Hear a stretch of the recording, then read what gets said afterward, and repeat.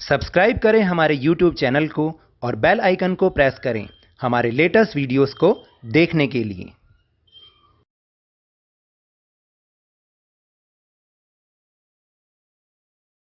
Hello and welcome to Lavneesh sir की class.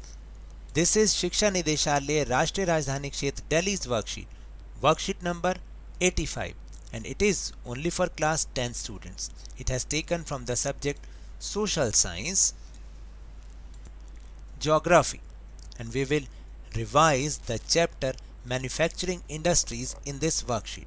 So students, without wasting our time, let's start and understand with me.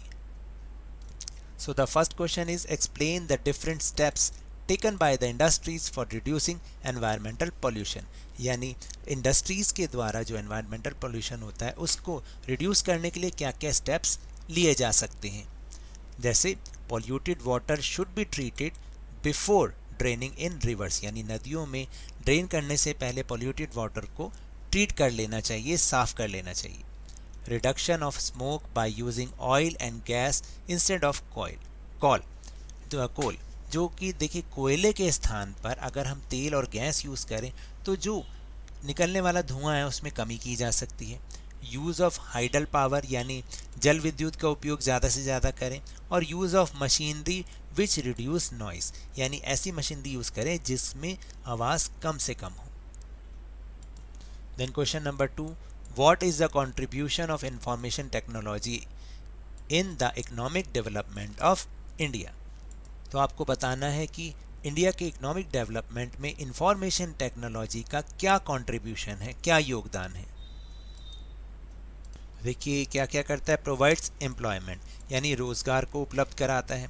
Has been a major foreign exchange earner, और ये विदेशी मुद्रा भी अर्जित करता है।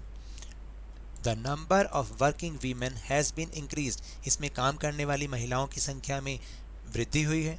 The continuing growth in hardware and software is the key to success of the IT industry in India. तो देखिए हार्डवेयर और सॉफ्टवेयर में लगातार वृद्धि हो रही है जो कि IT इंडस्ट्री की सफलता को दर्शाती है। Then software technology parks provide single window service and high data communication facility to software experts। तो जो सॉफ्टवेयर टेक्नोलॉजी पार्क हैं वो सॉफ्टवेयर एक्सपर्ट्स को एक सिंगल विंडो सर्विस और high data communication facility provide कराते हैं। Third question is, urbanisation and industrialisation go hand in hand, explain statement. यानी आपको बताना है कि अर्बनाइजेशन और इंडस्ट्रियलाइजेशन दोनों साथ साथ चलते हैं। आपको इस स्टेटमेंट को एक्सप्लेन करना है। 3, 4, 5 जितने पॉइंट्स आपको आते हैं आप उतने लिखिएगा। With the start of the industrial process urbanisation begins, यानी जैसे ही इंडस्ट्रियलाइजेशन की इंडस्ट्रियल प्रोसेस की शुरुआत होती है अर्बनाइजेशन भी अपने आप स्टार्ट होना शुरू हो जाता है। Sometimes industries are set up in or near cities. तो देखिए कई बार क्या होता है, इंडस्ट्रीज जो है वो शहरों के आसपास या शहरों में लगाई जाती हैं। Thus industrialisation and urbanisation go hand in hand, और इस तरह से जो इंडस्ट्रियलाइजेशन है और अर्बनाइजेशन है वो दोनों साथ साथ चलते हैं। Then city provides markets and services to industries, जो शहर हैं वो जो इंडस्ट्रीज़ को मार्केट और सर्विसेज उपलब्ध कराते हैं, जैसे कि such as providing banking, insurance, transportation, labour and financial advice etcetera. तो इस तरीके की सर्विसेज हैं जैसे बैंकिंग है, इंश्योरेंस है, परिवहन ट्रांसपोर्ट है, लेबर श्रम और फाइनेंशियल एडवाइस जो वित्तीय सलाह, ये सारी की सारी सर्विसेज सिटीज़ जो नगर जो हैं वो इंडस्ट्रीज़ को प्रोवाइड कराते हैं। Then benefit from the facilities provided by the city centres, many times many industries are concentrated around the cities. तो देखिए कि सिटीज़ से लाभ लेते हुए, जो नगर केंद्र से लाभ लेते हुए बहुत सारी इंडस्ट्रीज़ जो है वो सिटीज़ के अराउंड सिचुएटेड हो जाते हैं, कंसंट्रेटेड इकट्ठी हो जाती हैं। Then question number 4, iron and steel industry has not grown in full potential in India, examine the causes of it. तो जो आयरन एंड स्टील इंडस्ट्री है वो पूरी क्षमता के साथ, फुल पोटेंशियल के साथ अभी अपना रिजल्ट परफॉर्म नहीं दे रही है, कर रही है, तो आपको इसको एक्सप्लेन करना है। तो इसमें आप इसकी प्रॉब्लम्स को बता सकते हैं, जैसे high cost and limited availability of coking coal. जो कोकिंग कोल है, जलाने वाला कोयला है इसकी भट्टी के अंदर, उसकी कीमत बहुत ज़्यादा है और अवेलेबिलिटी उसकी बहुत कम है। लोअर प्रोडक्टिविटी ऑफ लेबर, जो लेबर है उनकी प्रोडक्टिविटी अच्छी नहीं है, वो बहुत कम है। Irregular supply of energy, supply की जो एनर्जी की सप्लाई है वो बहुत ज़्यादा इरेगुलर है, तो ये भी एक बहुत बड़ा कारण है। देन पुअर इंफ्रास्ट्रक्चर, यानी जो बुनियादी ढांचा है, जो उनका जहाँ पर काम करने के लिए जो मिल वगैरह बना रखी है, वो भी इंफ्रास्ट्रक्चर कोई बहुत अच्छा नहीं है, ख़राब है। Now source based question 4 marks. आपको करना क्या है, read the extracts and answer the following questions. आपको यह नीचे दिया गया पैराग्राफ को पढ़ना है और क्वेश्चन के आंसर करने हैं। So let's read. Challenges faced by industry include stiff competition in the international market from synthetic substitutes and from other competitors like Bangladesh, Brazil, Philippines, Egypt and Thailand। तो देखिए क्या है इस इंडस्ट्री को, जिसके बारे में अभी बताया नहीं गया, कि इस इंडस्ट्री को एक तो बहुत ज़्यादा कड़ी प्रतियोगिता का सामना करना पड़ता है इंटरनेशनल मार्केट में, और साथ साथ में जो सिंथेटिक सब्सिट्यूट हैं इसके, जो कृत्रिम वस्त्र हैं, उनसे भी इसको बहुत ज़्यादा कंपटीशन करना पड़ता है। और इसके अलावा जो बांग्लादेश, ब्राज़ील, फिलीपींस, इजिप्ट और थाईलैंड जैसे कॉम्पिटिटर्स हैं, उनके साथ भी इस इंडस्ट्री को मुकाबला करना पड़ता है। However the internal demand has been on the increase due to the government policy of mandatory use of jute packing. देखिए, हालांकि जो इंटरनल डिमांड है इसकी, उसमें थोड़ी बहुत बढ़ोतरी हुई है, और वो कैसे हुई है, जब से गवर्नमेंट ने इस चीज़ को ज़रूरी बना दिया कि पैकिंग जो है वो जूट पैकिंग ही होगी गुड्स की।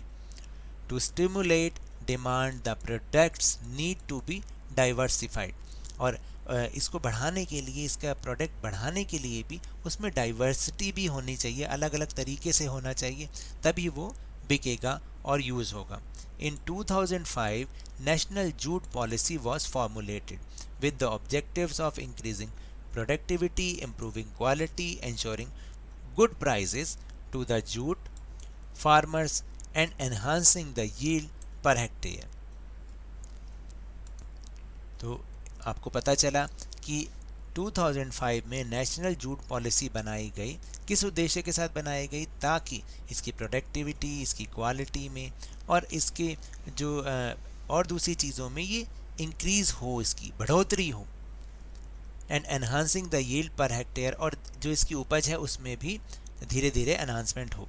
The main markets are USA, Canada, Russia, United Arab Republic, UK and Australia. तो ये सारे देश जो हैं वो भी जो है इसी में ही है, मेन मार्केट है, और इनसे बहुत ज़्यादा कंपटीशन करना पड़ता है।